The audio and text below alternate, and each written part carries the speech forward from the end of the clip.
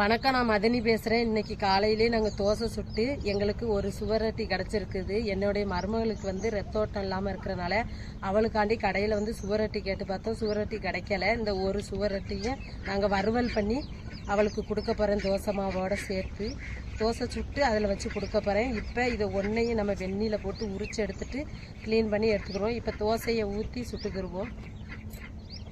இப்போ சுவரொட்டிக்கு வந்து நாங்கள் வெங்காயம், மிளகாய், புதினா, மல்லி இலை, கருவேப்பிலை, தக்காளி, இஞ்சி பூண்டு எல்லாமே உரிச்சு எடுத்துக்கிற போகிறோம். அம்மியில் வச்சு தான் இஞ்சி பூண்டையும் நாங்கள் நச்சு எடுத்துக்கிடுவோம். இப்போ அடுப்பில் வெந்நீர் போட்டிருக்கோம் சுவரொட்டியை உரிச்சு எடுக்கிறதுக்கு. என் குழந்தை பொண்ணு என் கூட சேர்ந்து ஹெல்ப் பண்ணுறாப்புல. எனக்கு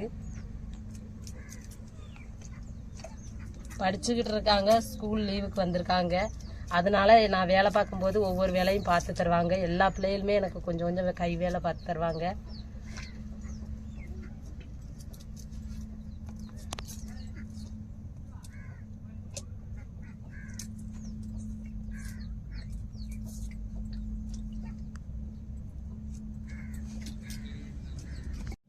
இப்போ வெந்நியை சுட வச்சாச்சு. இந்த வெந்நியில் போட்டு அந்த தோலை உரிச்சுக்கிடுவோம்.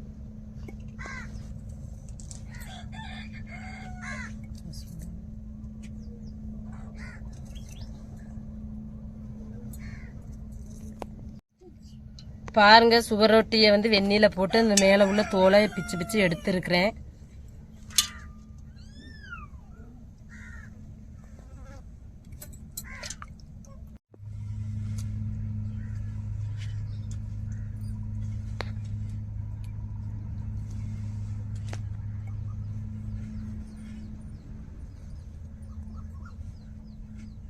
இல்லையா?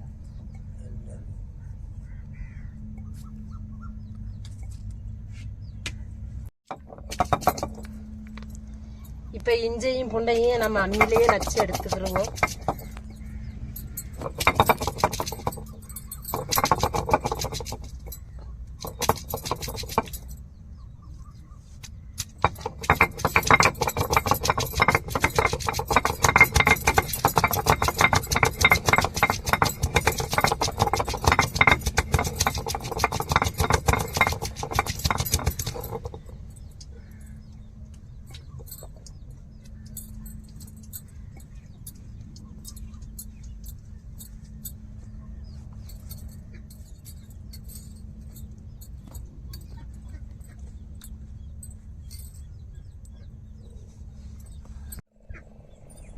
சுவரொட்டிக்கு வந்து நான் சின்ன வெங்காயம், மிளகாய், மல்லித்தலை, புதினா, இஞ்சி பூண்டு, தக்காளி எடுத்துட்டேன். இந்த அருக்கு பாருங்க, சுவரொட்டி நான் பொடி பொடி பீஸாக நறுக்கியிருக்கேன். ஏற்கனவே சொன்னேன்ல உங்கள்கிட்ட, ஏற்கனவே கடையில் கிடைக்கல. கிடைச்சதை வச்சு நாங்கள் இன்றைக்கி தோசை சுட்டு நாங்கள் வறுவல் பண்ணி சாப்பிட போகிறோம் செம்மையாக. இப்போ மண் சட்டியை தான் விறகடுப்பில் வச்சுருக்கிறேன். இப்போ தாளிப்புக்கு வந்து 3 ஏலக்காய், 3 பட்டை, கிராம்பு எடுத்து வச்சுருக்கேன். இதை போட்டு தாளிச்சுக்கிடுவோம்.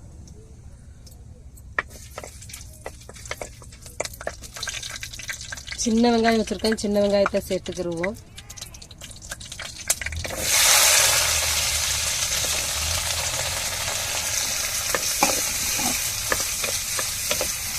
வெங்காயத்தை வதக்கிக்கிட்டு இருக்கோம். வெங்காயம் வதங்கின உடனே நம்ம தக்காளி, மிளகாவை சேர்த்துருவோம். அதுக்கப்புறம் இஞ்சி பூண்டையும் சேர்த்துக்கிடுவோம்.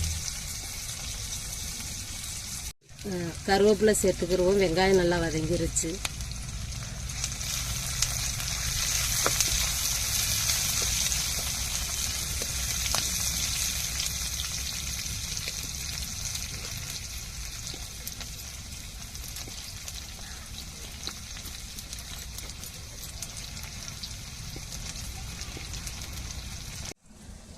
இப்போ தக்காளியை சேர்த்துக்கிடுவோம்.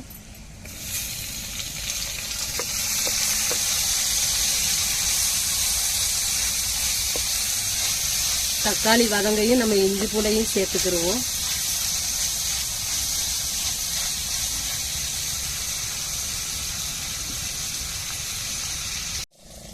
இப்போ இஞ்சி பூண்டை நம்ம சேர்த்துக்கிடுவோம். தக்காளியெல்லாம் நல்லா வதங்கிட்டு இஞ்சி பூண்டு பச்சை வாடை மாறத்துக்கு நல்லா வதக்கி விட்டுக்கிடுவோம்.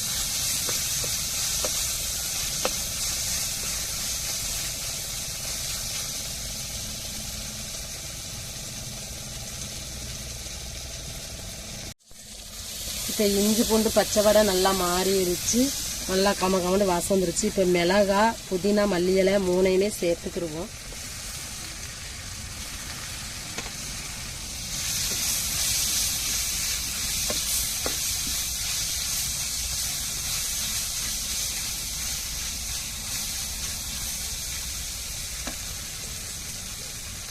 இப்போ நான் சுவரொட்டியை பொடிசு பொடிசாக கட் பண்ணியிருக்கேன். இதையும் சேர்த்துக்கிடுவோங்க.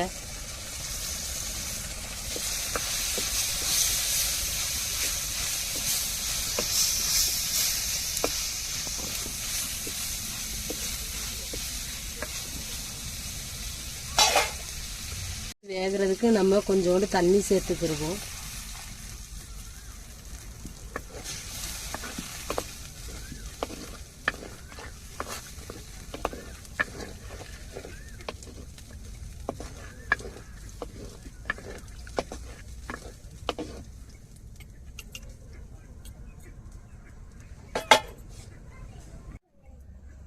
கொஞ்சோண்டு மஞ்சத்தூள் சேர்த்துக்கிடுவோம். கொஞ்சம் உப்பு சேர்த்துக்கிடுவோம். கொஞ்சோண்டு கல் உப்பு சேர்த்துக்கிடுவோம்.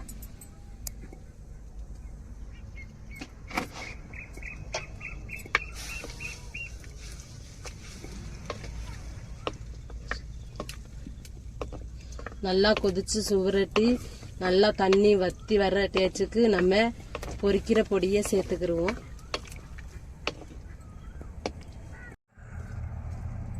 இப்போ பாருங்க சுவரொட்டி நல்லா வெந்து வந்துருச்சு. இப்போ நம்ம பொடியை சேர்த்துக்கிடுவோம்.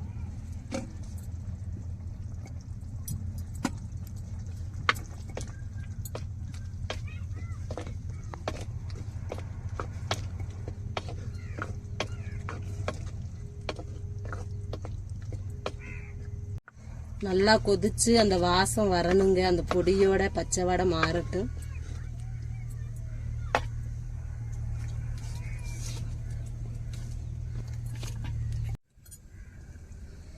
இப்போ நல்லா கொதிச்சு நல்லா வெந்து கமகமண்ட வாசத்தோட சுவரொட்டி ரெடி ஆகிருச்சு. இப்போ இறக்கி வச்சு தோசைக்கு ஊற்றி என் மருமகளுக்கு கொடுக்கேன். அவங்க சாப்பிட்டு டேஸ்ட் எப்படி இருக்குன்னு சொல்லுவாங்க.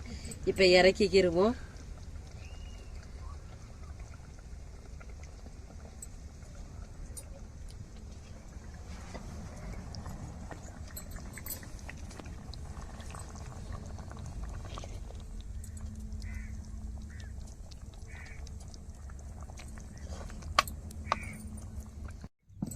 சுவரொட்டி வேலை முடிஞ்சிருச்சு. இப்போ நம்ம தோசையை ஊற்றி எடுத்துக்கிருவோம்.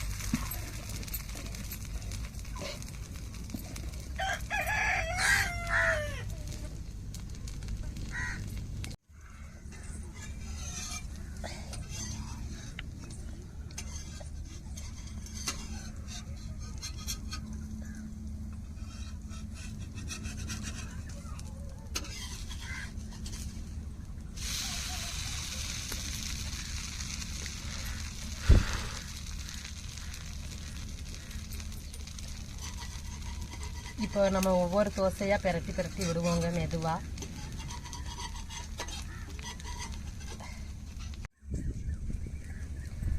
இப்போ தோசை ரெடியாகிருச்சு. நாங்கள் புது தோசைக்கல் வாங்கியிருக்கோம். அந்த புது தோசைக்கல்லில் தான் மாவை ஊற்றி எடுக்கிறோம்.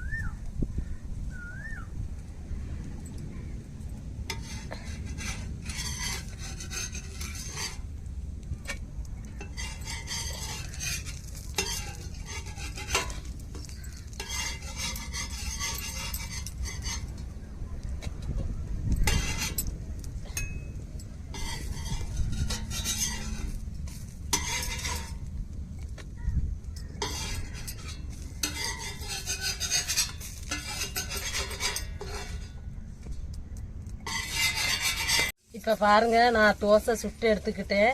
இப்ப பானு சிஸ்டர் ஊத்தி சுட்டுக்கிட்டு இருக்காங்க தோசை கல்லுல.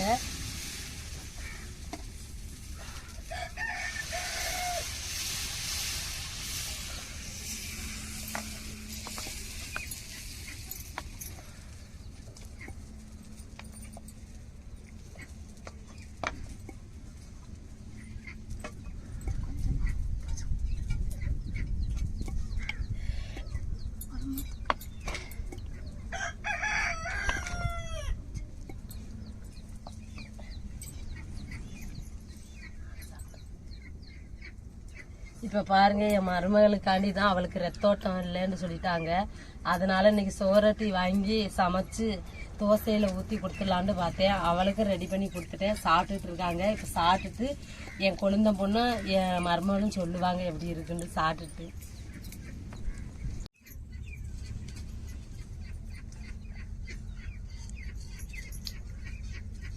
சாலினி எப்படி இருக்குன்னு சொல்லிடுங்க. எங்கள் அத்தை வச்ச தோசைக்கும் சுவரொட்டிக்கும் ரொம்ப டேஸ்ட்டாக இருக்குது.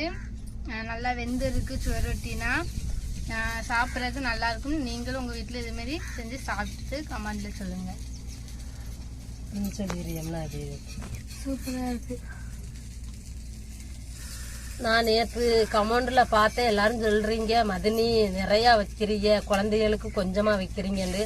அப்படிலாம் கிடையாது. குழந்தைகள் வந்து கொஞ்சமா தான் சாப்பிடுவாங்க. அதனால அதை வேஸ்ட் ஆக கூடாதுன்னு சொல்லிட்டு நான் மிச்சத்தை வச்சு நைட்டுக்கும் குழந்தைகளுக்கு கொடுத்துட்டு தான் நான் பட்டினி கிடந்துட்டாலும் பரவாயில்லன்னு சொல்லிட்டு பிள்ளைகளுக்காண்டி தான் நான் ரெடி பண்ணி கொடுக்குறேன். சின்ன பிள்ளைகளோட இருந்து வீடியோவில் சாப்பிட்றதுனால நீங்க பார்த்துட்டு அப்படி சொல்றீங்க. பிள்ளைகளுக்கு போகத்தான் மிச்சம் இருக்கிறத நான் நைட்டு டின்னருக்கு வச்சு சாப்பிடுவேன். அப்பவும் குழந்தைகளுக்கு எல்லா பேருக்குமே கொடுத்துட்டு தான் நான் சாப்பிடுவேன். நான் ஒரு ஆளுமே அவ்வளவா சாப்பிட மாட்டேன். யாரா இருந்தாலும் அப்படி நினைச்சு கமெண்ட் சொல்லாதீங்க தயவு செய்து. இப்ப கேட்டிருப்பீங்க என் மருமகளும் மகளும் சொன்னதை டேஸ்ட் எப்படி இருக்குன்னு. உங்களை எல்லாத்துக்கும் சந்தேகமா இருந்தா எங்க வீட்டுக்கு வாங்க. கொஞ்சமா வச்சிருந்தாலும் அதை எல்லாத்தையுமே பகிர்ந்து சாப்பிட்டா தான் எனக்கு வயிறு நிறையும்.